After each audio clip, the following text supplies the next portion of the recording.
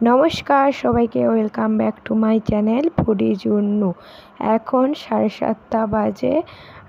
Drawing class শেষ করে ready হচ্ছি, কারণ একটা সারপ্রাইজ জায়গা যাব। তাই ব্লগটা শেষ পর্যন্ত সবাই দেখো। প্রথমে এই ব্লু কালারের ড্রেসটা পরে নিলাম, লং গ্রাউন্ডের মতন ছিল। তারপরে মেস দিয়ে আমার চুলটা বেঁধে দিয়ে দিল, আর তারপরে পরে নিলাম রূপোর একটি হার। যদিও ভালো লাগছিল না বলে পরে লাস্টে ওটা খুলে অন্য একটা হার পরে নিয়েছিলাম, আর পরে নিয়েছিলাম রূপোর ব্রেসলেট।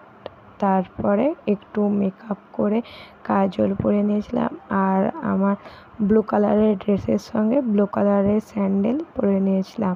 তারপরে সব দিদিদের সাথে চলে গেছিলাম যে আমাদের মেন ডেস্টিনেশনে। সেখানে যে প্রথমে মিষ্টি দিয়ে দিল এবং তার সঙ্গে থামস আপ দিয়ে দিল।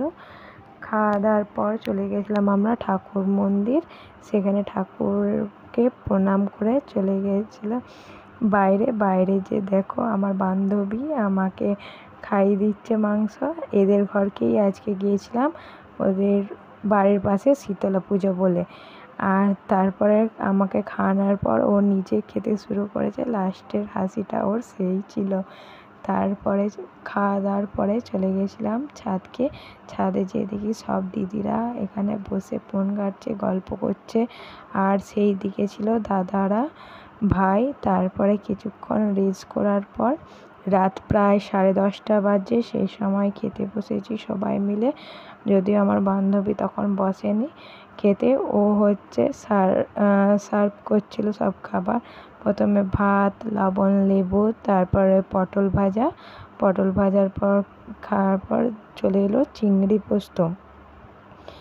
পোস্ত খেতে তারপরে দিয়ে দিল 1 বাটি মাংস।